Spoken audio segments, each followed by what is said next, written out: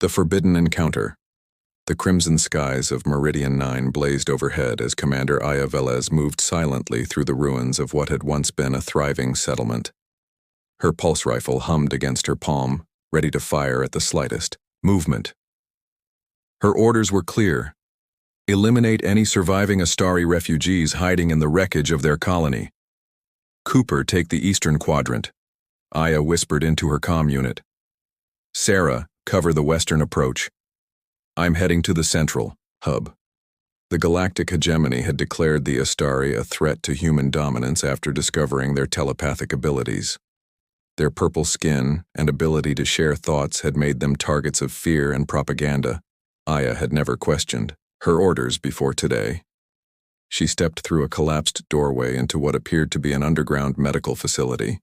The air was thick with dust and the metallic scent of blood. Something moved in the shadows at the far end of the room. Freeze, Aya commanded, raising her weapon. Hands where I can see them. From the darkness emerged a figure that made her breath catch. An Astari male, his violet skin glowing faintly in the dim light. Silver eyes regarded her with a mixture of defiance and exhaustion. Blood seeped from a wound in his side. Go ahead, he said, his voice surprisingly gentle. Finish what your kind started. Aya kept her weapon trained on him, protocol demanding she pull the trigger. But something in his eyes held her in place. She had been told the Astari were mindless savages, yet she saw only pain and intelligence in his gaze. What's your name? She found herself asking instead of firing. A flicker of surprise crossed his features. Kai. He answered cautiously. Are there others with you, Kai? He hesitated, then shook his head. Not anymore. Your bomb saw to that. Aya's comm unit crackled. Commander, we've cleared the eastern section. Cooper's voice reported. No survivors, moving to your position. In that moment, Aya made a decision that would forever alter the course of her life. She lowered her weapon slightly. There's a service tunnel beneath this facility, she said quietly. Can you walk? Confusion crossed Kai's face. Why would you help me? I don't know yet, Aya admitted. But I know killing you feels wrong. Move now, or I'll change my mind. Kai straightened, wincing at the pain in his side. The tunnel entrance is behind that fallen cabinet. Aya glanced over her shoulder toward the sounds of her approaching team, then back at the wounded Astari. Go. I'll report this section clear. As Kai moved toward the hidden passage, he paused. They'll execute you if they discover your betrayal. Then I better make sure they don't find out, Aya replied, her heart racing with the enormity of her choice. There's an abandoned research outpost 5 kilometers north. I'll find you there after my patrol ends. Their eyes locked for a moment, and something unspoken passed between them, a connection that neither understood but both felt with startling clarity. Why risk everything for an enemy? Kai asked. Aya's answer surprised even herself. Because I'm starting to think you're not my enemy at all. As Kai disappeared into the darkness, Aya heard Cooper and Sarah approaching. She quickly kicked dirt over the blood trail and composed her features into a mask of professional indifference. Commander, did you find anything? Cooper called as they entered. Aya shook her head. Nothing but ghosts. Let's move on to the next sector. As they left the building, Aya felt the weight of her decision pressing on her chest. For the first time in her military career, she had disobeyed a direct order. But deeper than her fear was a growing certainty that she had finally done something right. Secrets in the shadows. The abandoned research outpost stood like a skeletal sentinel against the purple-tinged dusk. Its windows were dark, except for one faint light that Aya had rigged from an emergency power cell. She moved through the silent corridors with medical supplies stolen from her unit's inventory, her heart racing with each sound that echoed through the empty facility. Kai? She called softly, as she entered what had once been a laboratory. Are you here? A shadow moved, near the back wall, and Kai emerged from behind a toppled storage unit. His violet skin seemed paler than before, and he leaned against the wall for support. "I wasn't certain you would come," he said, his silver eyes studying her with cautious hope. "Neither was I," Aya admitted, placing her pack on a dusty table. "Let me see your wound." Kai hesitated, then slowly moved toward her. "Your comrades, do they suspect anything?" "No," Aya replied as she opened the medical kit. "I told them I was scouting the northern perimeter. They won't look for me for hours." When Kai pulled aside his torn garment, Aya tried to maintain her professional demeanor. The wound was deep, a laser burn that had seared through his violet skin. She worked, in silence, cleaning and treating the injury, fascinated by the differences in his physiology. The warmth of his skin surprised her, as did the unusual double pulse she felt beneath her fingertips. "You've done this before," Kai observed quietly. "Combat medic before I became a commander," she explained. "Hold still, this might sting." As she applied the healing compound, her fingers brushed against his skin.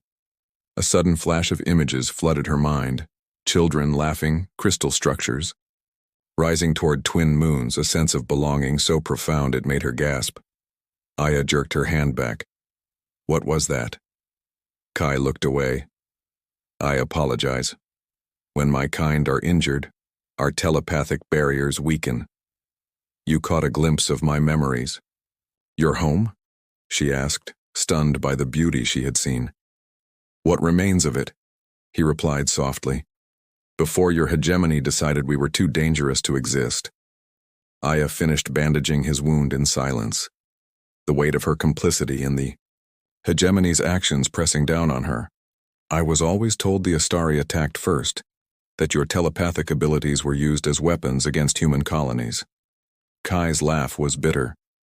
"History written by conquerors rarely includes the truth. We never weaponized our abilities. We are scholars, healers, artists. We share thoughts. Commander Aya, not steal them." "Just Aya," she corrected him automatically. Then paused, realizing she had offered this stranger a familiarity she rarely granted anyone. "If what you say is true, why didn't your people fight back?" "Some did," Kai acknowledged, "but violence is not our nature. Most of us chose to flee, to hide. Our elders believed that someday understanding would replace fear." Aya sat back on her heels, studying him. "And what do you believe?" His silver eyes met hers with unexpected intensity. "I believe that even in the darkest times, there are individuals who can see beyond the hatred they were taught. You're here, aren't you?" The simple observation struck Aya deeply. She had never questioned her role in the hegemony's expansion, had accepted without doubt that their cause was just, their enemies deserving of elimination. Yet here she sat, tending to a wounded enemy who seemed nothing like the monster she had been trained to destroy. "I need to go before they start looking for me," she said, packing up the remaining supplies. "There's food and water in that bag. I'll come back tomorrow night." As she stood to leave, Kai reached out, his fingers stopping just short of touching her arm. "Why are you doing this, Aya? You're risking everything." She considered her answer carefully. "I'm not sure yet. Maybe I need to know the truth. Maybe I'm tired of following orders without question, or maybe..." She paused, the words catching in her throat. "Maybe I saw something in your eyes that made me wonder if everything I've been fighting for is wrong." "And if it is?" he asked quietly. "Then I'll have to decide what's worth fighting for instead," Aya replied, her voice barely above a whisper. As she turned to leave, Kai called after her, "Tomorrow, I'll show you who we really are, if you're willing to see." Aya paused at the mean doorway, looking back at the violet-skinned figure who had upended everything she thought she knew. "I'll be here, and I'll bring more supplies." Walking back toward her camp under the alien stars, Aya felt something shifting within her, a certainty forming where doubt had taken root. With each step, she moved further from the soldier she had been, and closer to something new and undefined, something both terrifying and exhilarating. The night wrapped around her like a promise of secrets, waiting to be revealed. And for the first time in years, Aya felt truly awake. Whispers of revolution. 2 weeks had passed since Aya first spared Kai's life, a fortnight of clandestine visits and whispered conversations that had transformed her understanding of everything she once believed. Tonight, she arrived at the Y research outpost earlier than usual, having fabricated a story about investigating possible rebel communications to buy herself more time away from base. "Kai?" she called softly as she entered their makeshift sanctuary. She found him in what had once been the facility's arboretum, a glass-domed chamber now open to the alien sky. He sat cross-legged on the floor, his violet skin luminescent in the moonlight filtering through the broken ceiling. "I was beginning to worry," he said, rising to greet her. His wound had healed remarkably quickly, leaving only a faint silver line across his side. "The general arrived today," Aya explained, setting down her pack. "Security protocols have been tightened. I had to wait until Commander Rena completed her inspection rounds." Kai moved closer, his silver eyes reflecting starlight. "What brings the general to this outpost? Has there been news of survivors?" "Not officially, but rumors are spreading among the troops." Aya lowered, her voice though they were alone. "They say an Astari resistance has formed in the Veil Nebula, reports of telepathic interference with hegemony communications." Something flickered across Kai's face. Hope, perhaps, or concern. "And what do you think of these rumors, Aya?" She hesitated, aware of how much had changed in her heart since their first encounter. 2 weeks ago, I would have volunteered to lead the strike force to eliminate the threat. Now, I find myself hoping the rumors are true. Kai smiled, the expression transforming his features. "Then perhaps you're ready to see what I've wanted to show you." He extended his hand, palm upward, his 5 fingers splayed in a gesture of invitation that seemed both alien and familiar. Aya hesitated only briefly before placing her hand in his. Their touch had become less cautious over the days, but this felt different, deliberate. "What are you?" she began. "Trust me," he whispered, his fingers gently folding around hers. "Close your eyes." Aya complied, though every instinct of her military training screamed against such vulnerability. For a moment, nothing happened. Then warmth flowed from where their hands joined, spreading up her arm and into her mind. The sensation wasn't invasive as she had always been taught Astari telepathy would be, but rather like stepping through an open door into a room filled with light. Suddenly, she wasn't in the abandoned facility anymore. She stood on a crystalline plateau overlooking a city of impossible beauty. Soaring spires reflected the light of twin suns, and beings with violet skin moved peacefully through floating gardens. Above them, transparent vessels glided silently through clouds tinged with gold. This was Astralis, our homeworld, before the hegemony arrived. Kai's voice echoed in her mind, not spoken, but felt. This is what we lost. The scene shifted, and Aya witnessed a gathering of Astari elders, their aged faces solemn as they received news of approaching hegemony warships. She felt their fear, their confusion, their desperate hope that peaceful resolution was possible. Then came the fire, the bombardment from orbit, the screams, the desperate flight of survivors. Tears streamed down Aya's face as she experienced the fall of a civilization through the memories of one who had lived it. When she opened her eyes, she found herself back in the ruined arboretum, her hand still clasped in Kai's, her cheeks wet. "Now you know," he said quietly. "Now you understand what your hegemony never wanted its soldiers to see. They told us you attacked first," she whispered, her voice breaking, "that your telepathy was used to invade human minds, to control them. Lies to justify genocide, Kai replied without bitterness, only profound sadness. My people sought only to understand yours. We reached out in peace and were met with terror. Aya pulled her hand away, not in rejection, but in shame. I was part of this. I helped hunt your people. How can you even bear to look at me? Kai moved closer, his hand rising to gently brush a tear from her cheek. Because in you, I see the possibility of change. In you, Aya Velez, I see hope. The touch of his fingers against her skin sent shivers through her body, not from telepathic contact, but from something far more human. Connection, desire, the magnetic pull between two beings who had found understanding across an impossible divide. The resistance is real, Kai said softly. And it's not just Astari. Many within the hegemony have begun to question, to resist, to help survivors escape. You've been in contact with them, Aya realized, her tactical mind quickly assembling the pieces. That's why you've remained here instead of trying to flee. Kai nodded. I'm awaiting coordinates for extraction. But now, I find myself reluctant to leave.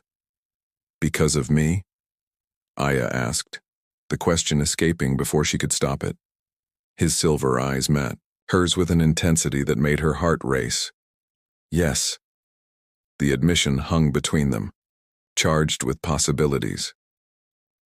With all the barriers of species and loyalty falling away, Aya found herself moving forward, closing the distance between them, until she could feel the warmth radiating from his violet skin. I don't know what happens next, she whispered. I only know I can't go back to who I was. Perhaps, Kai suggested, his voice low and intimate. We discover who we might become together.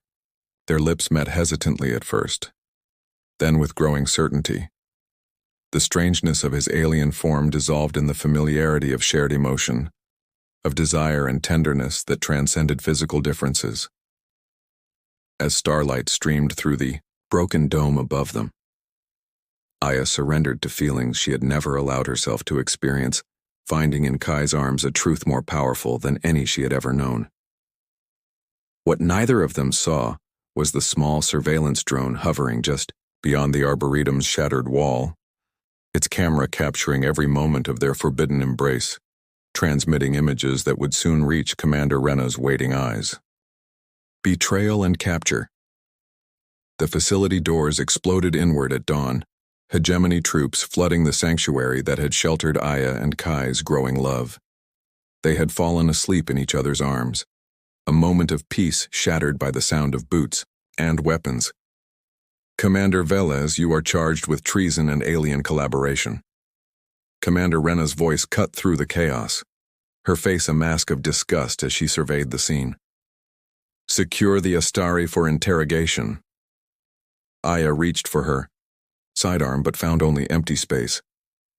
Kai, run! She shouted, placing herself between him and the advancing soldiers. I won't leave you, Kai insisted, his silver eyes wild with panic. You must, she urged.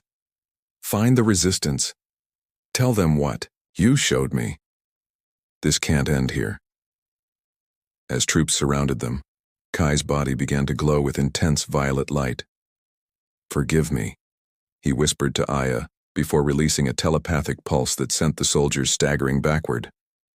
In the moment of confusion, he pressed something into her palm, then dove through a broken window and disappeared into the morning mist.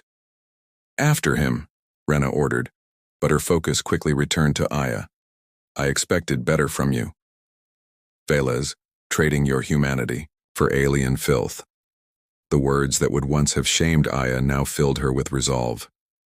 You know nothing of humanity, or what we've become, she replied, as soldiers bound her wrists.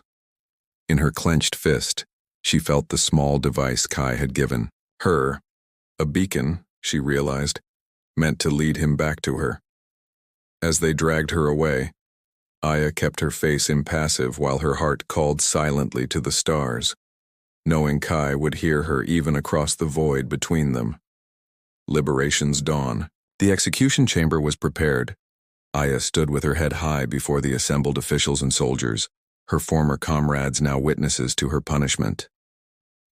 The broadcast drones hovered overhead, transmitting her treason trial throughout, the hegemony as warning.